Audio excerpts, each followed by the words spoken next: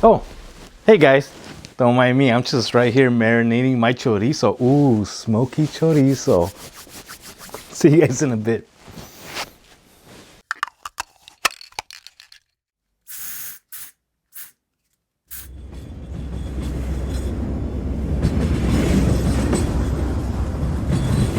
Hey, welcome back, Whiskey Questers, to another episode of Whiskey Quest. If you guys are new to the channel, my name's Antonio. Welcome to the channel. Nice to have you here, and nice to have everybody back. Hey, are you guys here because of the reviews or because you're just part of the cult, the Ardbeg cult?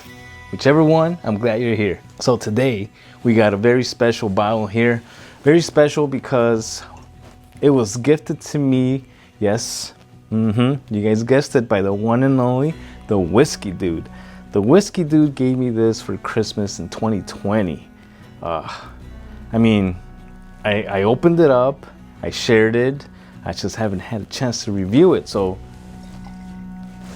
it's a dark bottle, but I can, by shaking it, I can tell it's somewhere around here. So I've been tasting this for a while. So this is a single malt coming from Islay, and in Islay we have this magnificent distillery called Ardbeg. Everybody knows that Ardbeg is one of the peatiest on that part of Scotland. So when it comes to my peated scotches, Ardbeg is the one that I always tend to reach for. It's just one of those things. Like I said, it's a cult. And this bottle right here definitely screams out cult. Black bottle, black sheep. Awesome. I dig it. I dig this bottle. A lot of people kind of throw some rocks at Ardbeg because, you know, they're always releasing NAS bottles, no age statement bottles. But, you know, they did give us the wee beastie. It was only 5 years old, but damn, that was really good. I've also reviewed that, so if you guys want to check that out, if you haven't, link it up right here for you guys. So this will cost you anywhere between 120 to 140. Here in my area, I got to see this bottle for 120, but I didn't have cash at the moment, so I decided not to pick it up. Came back when I had the money, it was already gone. So it's one of those bottles that once you see it, if you really want it, don't go into the liquor store like me without any money, because then you're just gonna see something like this and then you're gonna miss out on it. But I told that story to the Whiskey Dude, and then man, yeah, he delivered this for me on Christmas. It was a very special Christmas. My wife gave me a few bottles. She gave me this table right here. So yeah, very nice. Even though 2020 sucked, but they made it special nonetheless. So anyways, back to the whiskey here.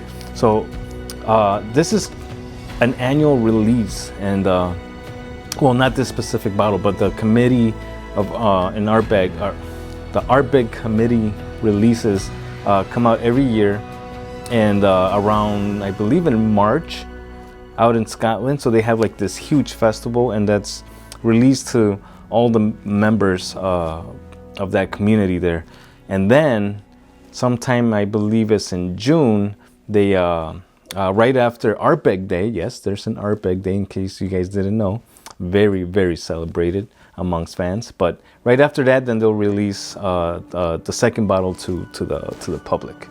So what's the difference, you ask? Well, if you get to be part of the member, one of the members cult, then you get a higher percentage of ABV. I believe it's released at 50.7, if I'm not mistaken. Yep, just double check my notes.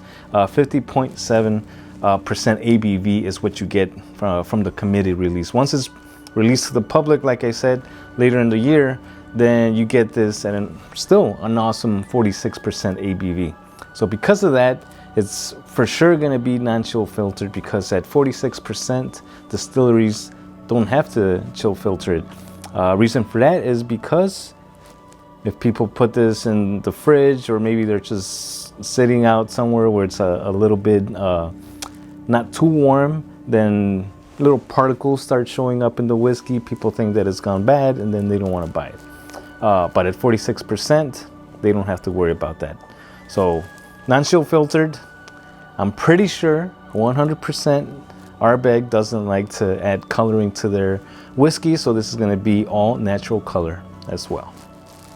So that's one of the reasons, many reasons, that I like Ardbeg so much. Now, with every committee release, they like to do different things with their bottles. They had one called Groove. They had another one. What was it? Oh, I think they just released another one. The Scorch, I believe it is, with a nice, awesome dragon on the box. And this one right here is the first time that they've used how do you pronounce this? Pinot Noir wine casks from New Zealand. So, you know, that's just something new that they've tried, and then they want to give it a go with a committee release, which is where they get to do most of their experimentation. So, I don't know. There's the rundown on what a committee release is, and let's find out what this one tastes like. So, again, no color added to this, so we're gonna appreciate this color right here. The best way I can describe it, this has a nice golden honey, clear honey kind of color. So very nice there, very nice there. Legs on this, as always, Ardbeg's, clinging to the glass for dear life. They barely start coming down. So very, very nice. On the nose, guys. Very first thing I get on this one is a whiff of honey. Whiff of honey, and it smells oily to me. It smells very oily, ashy, briny. I told my wife when I smell this, the first thing that I picture in my mind is an oil spill caught on fire in the ocean. Yeah, that honey really comes through. Ashy, oaky, like smells dense also. Picking up some raspberries, hints of leather also going on. Very nice nose. Nice and complex, just like I like it. And I'm sure if I spend a lot more time on the nose, some more things might pop up. But then this review will go on for like 30 minutes. So let's move on to the taste and see what we get there. Cheers, everybody. Yes. With Ardbeg and you drinking it, you gotta get nice and dark and mysterious. Oh man, I have this little cut on top of my mouth from eating some chips. This right here made it sting in a very, very pleasant way. All right. Obviously, the first thing that hits my palate is again that honey. For some reason, I get a lot of honey from this. Ashy, dark chocolate, dark roasted coffee beans. Those raspberries also come through on the palate. I get this nice tangy kind of, that's what I get on raspberries myself. One more taste. A little bit of lemony towards the end there. Nice. One more sip. Yeah. Second sip, a little bit more like orange zest was being developed there. Oily. Nice and oily, gives you a nice mouth coating. And it's peated. I get a good amount of ash kind of flavor on this one. But it's hard. For me that I'm used to peated scotches, it's not as strong as like the 10 or even the Wee Beastie for that matter. But I think the 10 is the most powerful so far that I've tried. Super long finish. I'm still tasting that. Like I said, leaves you that nice oily mouth coating there. Dark chocolate, ashy in the finish. That's awesome right there, guys. Awesome, awesome, awesome. I'm gonna add a drop of water. Add a little bit more whiskey there because I didn't have enough for the water to be added in there. So let's see what a drop of water does to this. I haven't had this with water yet, so in my experience, Ardbeg or any Islay Scotch opens up nicely or holds up to some water. That those oils and that peat gets embedded in there.